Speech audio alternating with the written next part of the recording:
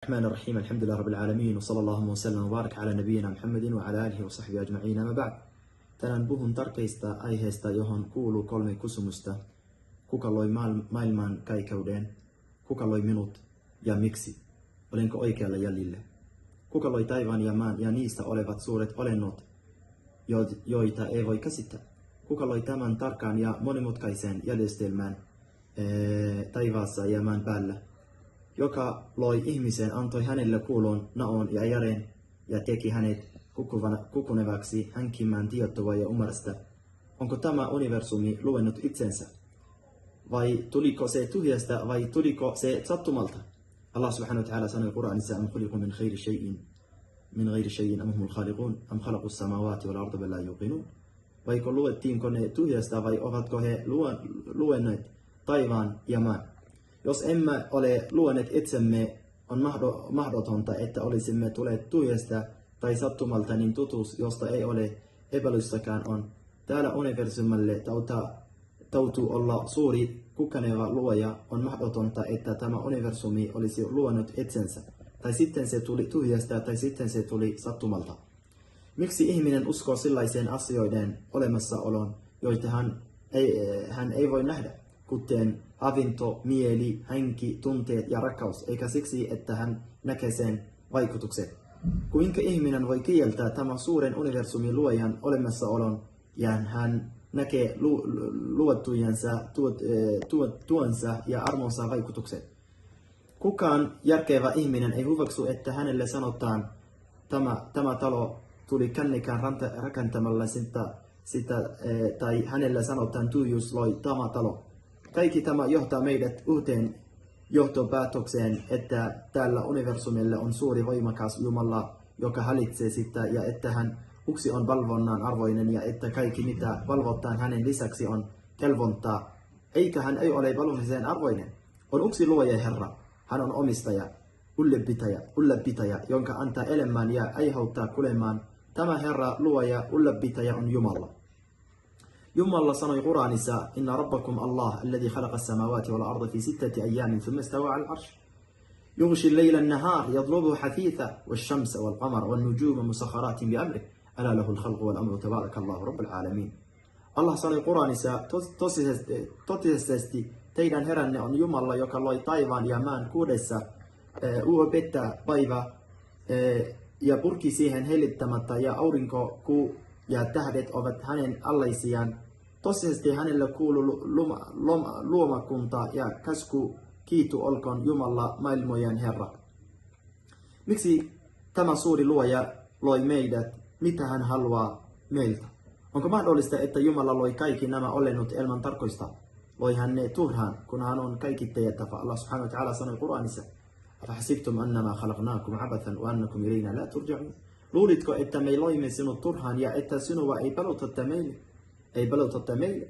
Jumala lähetti sanansaattajat kertomaan meille, että Jumala yksi on valvonnan arvoinen, ja opettamaan meiltä valvomaan hän ja kertomaan meille hänen käskyistään ja kielloistaan sekä opettamaan meille hyvälliset arvon, että jos noudattamme niitä, elämästä tulee hyvä, täynnä hyvyyttä ja sinukset. Jumala lähetti monia sanansaattajia, kuten Noa, Abraham, Mooses ja Jeesus, ja tuki heitä merkeille ja ehmeille, jotka osoittavat heidät vilpittömyyttään, ja että hän oli lähettänyt heidät, kunnia olkoon hänelle, ja viimeinen heistä oli profeetta Muhammad sallallahu alaihi wasallam, rauha ja siunaukset hänelle. Ihminen ei ole uskovainen ennen kuin hän uskoo kaikki sanansaattajien. Usko kaikkiin sanansaattajien. Jokaisen tämän aikauden muslimin on pakko uskoa Jumala ja kaikkien Jumalan sanansaattajien ja uskoa viimeisen päivän. Mikä on Pyhä Korani?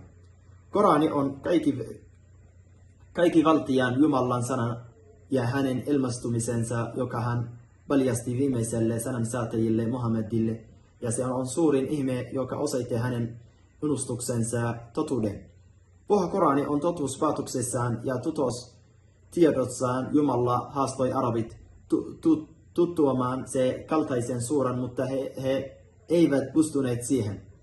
Mikä on islami?